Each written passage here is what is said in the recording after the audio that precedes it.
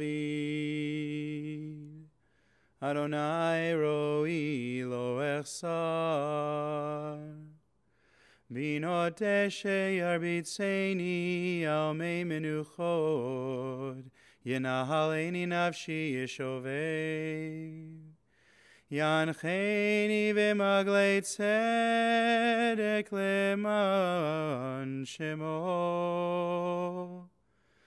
Gam ki elech begeitz ha'mavet lo irara, ki ata imadi. Shivtecha u'mishantecha hema yenachamuni. Taroch lefanai, shulchan neged sorerai, dishanta v'Hashem roshi, kosi rivaya. Ach tov v'chesed yirdefuni kol yemei chayai, v'shavti beveit Adonai leorech yamim. A Psalm of David. Adonai, God is my shepherd, I shall not want. He makes me lie down in green pastures. He leads me beside the still waters and restores my soul. He guides me on the right path, for that is his nature. Though I walk in the valley of the shadow of death, I fear no harm, for you are with me. Your rod and your staff, they comfort me. You prepare a banquet for me in the presence of my foes. You anoint my head with oil, my cup overflows. Surely, goodness and loving kindness shall follow me all the days of my life, and I shall dwell in the house of God forever. Good morning, everyone, and thank you all for coming. As we have come together to say goodbye to a great man, Morty Simcoe, Mordechai, the son of Yitzchak and Rachel. Our sages teach us the highest form of respect we can offer others is to care for them after they pass, to accompany them to their final resting place, to tell their story, to honor what they stood for, to pay tribute. This is why we're here today, for Morty. My name is Matthew Leibel. I'm a rabbi here. And I must admit that when I heard the news, I at first thought I didn't know Morty.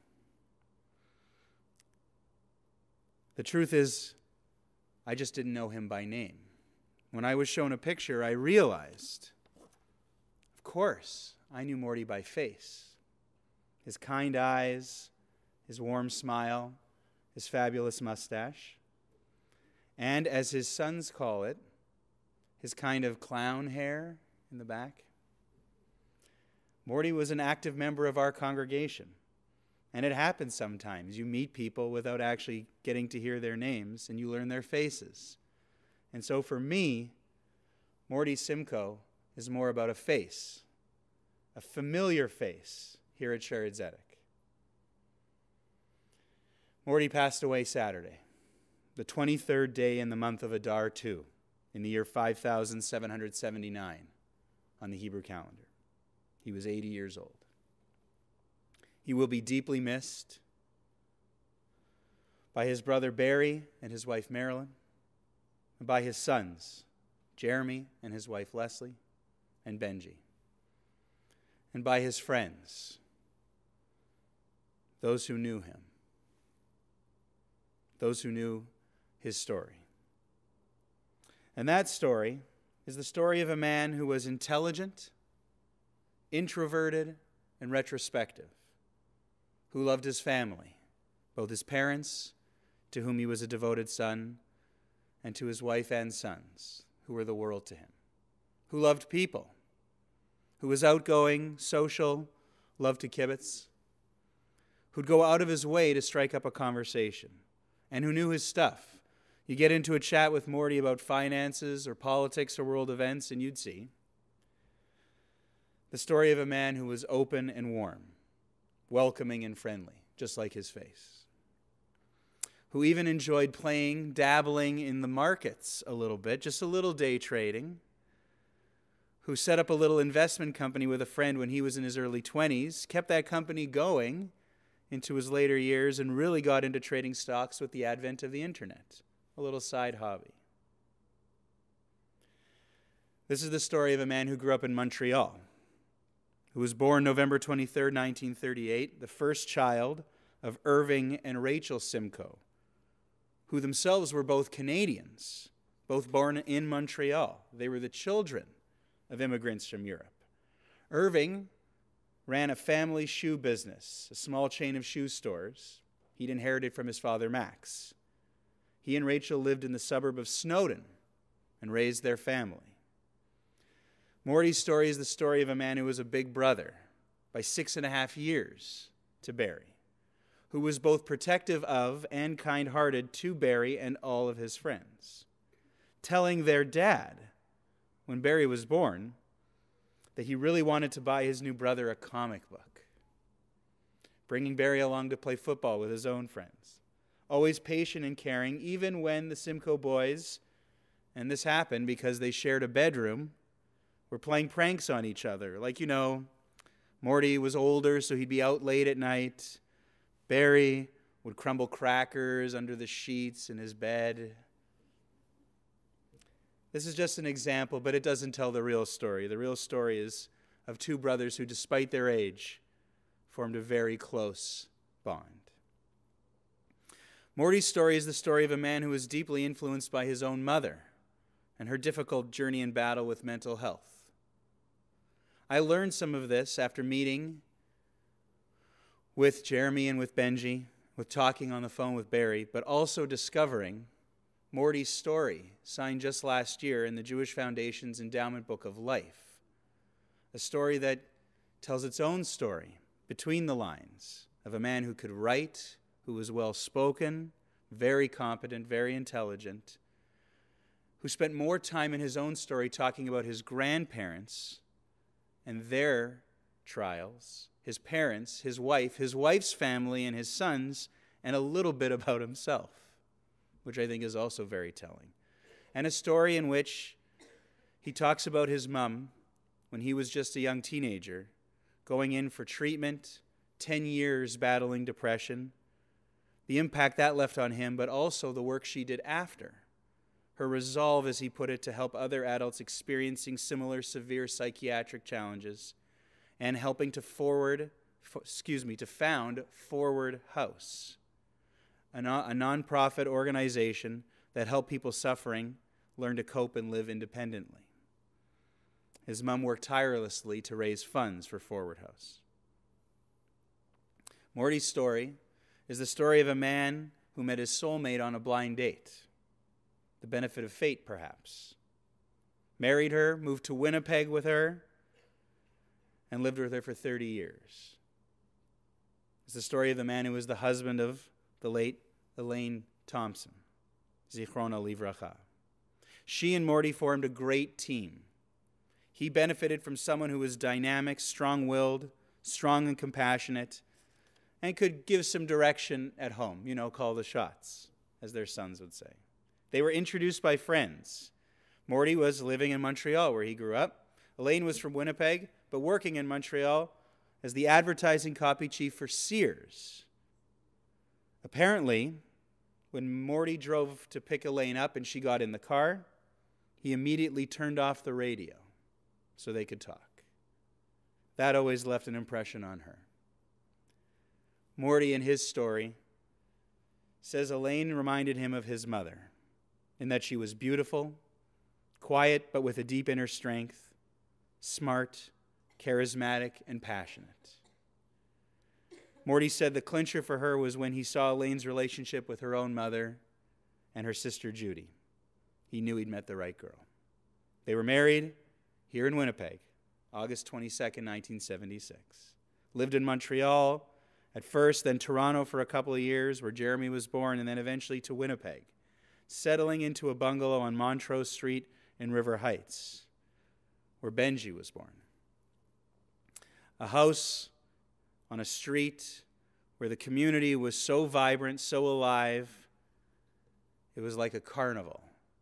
So many families, so many Jewish families, kids all around the same age, growing up together, babysitting for each other. And the Simcoe lawn was a place where these kids would congregate. The decision was made. Elaine and Morty decided they weren't going to do any kind of landscaping. It was just going to be a lawn that extended a little bit on both sides into the neighbors. And oftentimes the boys would come home from school and see kids already sitting there waiting on the lawn. It was where everybody came together. And you'll hear more from Benji when he tells his story in a little bit about the impression that Morty had, kids on the block, and all of the friends that Jeremy and Benji grew up with. Because Morty's story is the story of a father who was present, who was loving, who was affectionate, who in his story in the endowment book of life, I was so taken by what he said, that of all the things he was proud of his son for becoming, it was that they were loving, responsible, grounded men. And I couldn't help but wonder where they learned that from. The last thing I will share is that Morty admits that his career path was, using his words, interesting. And I think it speaks volumes about a guy who was interested in many different topics and could have done many different things, maybe like a Renaissance man. That he was educated, first at McGill and then later the university that became Concordia. He worked for a while for a company called Custom Craft Industries, who manufactured and supplied window coverings, bed linens, room divider curtains for hospitals, whose business really changed when they got involved with Johnson & Johnson and the J-cloth, finding all these new uses for the J-cloth. It's fascinating. Who worked for a bit of time at the Bay, who was a manufacturer's agent for an electrical supplier covering his territory was Quebec and the Maritimes, and when he relocated to Winnipeg, worked for Eaton's selling furniture and appliances. A well-traveled man, but you'd have to talk to him to get to know him. As I mentioned, Benji has prepared a eulogy for his dad, and at this time, I'd like to call him up to share those words.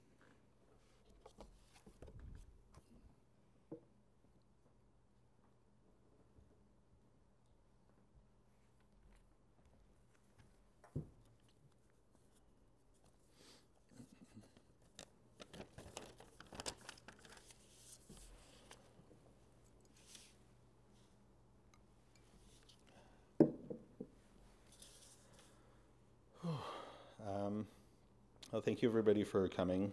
It's a testament to my father's nature that so many people are here today. I think the thing that people would be quickest to point out about him is his empathetic and inquisitive personality. Even at age 80, he was as sharp as someone half his age. He could and did talk to anyone, rich or poor, of any race or creed, about any subject. And remember every detail about them and their family, their career and interests. He wanted to know everything about everyone, and it's that trait that made everyone feel welcome and comfortable with him. He was the second father to a lot of our friends who have said they enjoy just calling him on the phone out of the blue and talking to him. Even as we got into our teen years, he would still be driving those friends home at night, making sure everyone had a safe ride home. Even if people left at 4 a.m, we could wake him up and ask for a ride, and he always made sure that we knew that. This year, just after I turned 36, I was leaving my father's apartment, and he absentmindedly, or maybe not, reminded me to be careful crossing the street. I was alone at home with my father when he had his first heart attack. I was 14 at the time. A couple of years after that, another heart attack later. He needed triple bypass surgery. a little over a year after that, my mother was diagnosed with breast cancer. My father stepped up to take care of her and went back to work at the same time to help pay the bills. I'm sure he had to do things for her he never thought he'd have to, but he did what needed to be done. I also want to recognize again the army of people who stepped us up to support us and help us and kept us fed while my mother was ill. We could never have gotten through it without you. My father was always supportive of whatever I wanted to be. He never imposed any of his own designs on what he thought was best. He just wanted us to choose something we were passionate about, and as long as we were doing that, he'd support us to the end. Up until the end of his life, he was still the most supportive person I had in my corner, and even as he was deteriorating over the last 2 years and couldn't take care of himself any longer, he still managed to be my greatest and most reliable pillar of support. We relied on each other. My brother and I took care of him physically, and he still managed to support us in every other way he could. That's something we no longer have. He was a model for what makes good men, and his attitude toward others imprinted deeply on me, which is why I work so diligently in social justice today. I believe my brother and I retain his best traits and the best traits of both our parents. Thank you.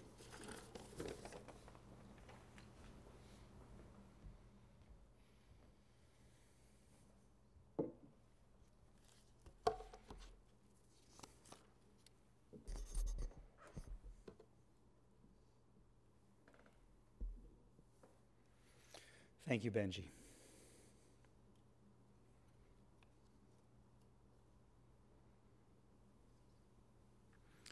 In Judaism, in Jewish tradition, we talk about being a mensch. Everything Benji just said, everything I've had the honor of learning about Morty Simcoe in the last few days, speaks to a man who truly was a mensch. His family and friends know this best. People at the Rady Center, people in this synagogue, people on Montrose Street. People I'm sure who dealt with him in all of his different business ventures. The same thing came across. That impression that was left on me by Morty's face is left even more by knowing Morty. He was a very interesting man with a very interesting life, though not one to brag nor one to complain, who admitted that life had thrown him some challenges. He used the word broken-hearted to describe himself when Elaine passed, but who also always had a profound sense of duty, like Benji talked about, or Barry when he told me that when their mother passed, without a question, without even saying anything, without fanfare, Morty flew back to Montreal, spent a month cleaning out her place. This is the kind of guy he was, and I'm sure all of you in this room know that. Which is why, as our sages teach us, a person of wisdom cannot be replaced.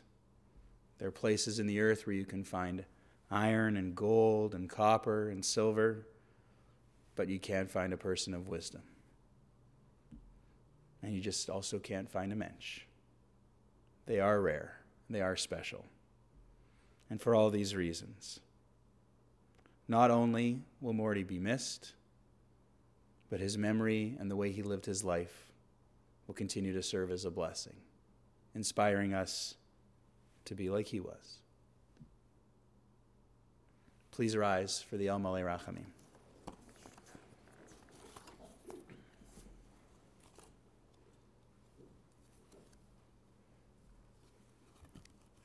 El Malei Rachamim, Shochein Bamromim, Ametzei Menucha Nechona, Tachat Kanfei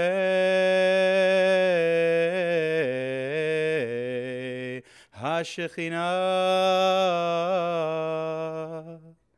B'malo Kedoshim Uteorim, Kezoar Arakim, Shaya Mazhirim Et Nishmat Mordechai Ben Yitzchak Verachel Shelach Leolamo Began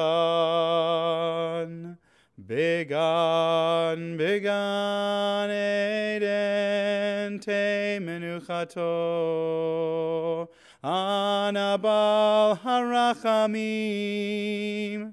Hastireu Beseter Kenafecha Leolamim Utzeror Bitzeror Achaim Enishmato Adonai Hu Nachalato V'yanuach b'shalom al mishkavo v'nomar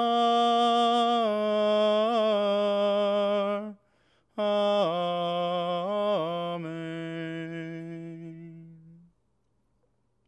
Exalted, compassionate God, grant infinite rest in your sheltering presence among the holy and the pure to the soul of Morty Simcoe, Mordechai, son of Yitzchak and Rachel, who has gone to his eternal home. Merciful One, we ask that our loved one find perfect peace in your eternal embrace. May his soul be bound up in the bond of life. May he rest in peace. And let us say, Amen. Please be seated.